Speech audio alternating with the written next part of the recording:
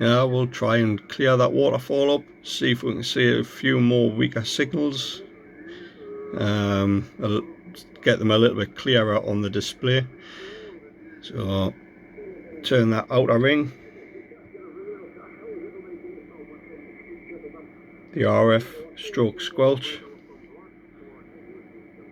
turn that anti-clockwise,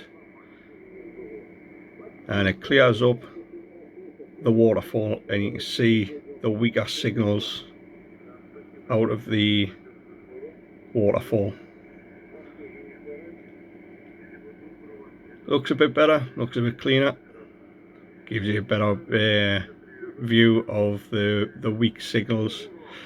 Turn it back up, and you do get people saying my waterfall is noisy,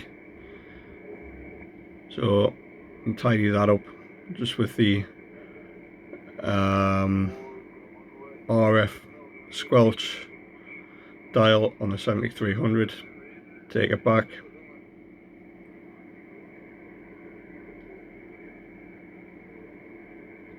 and there you go. You can now see weaker signals on the waterfall. Thought I'd share this with you guys. 7-3 Golf 6 Mike November Delta, off and clear.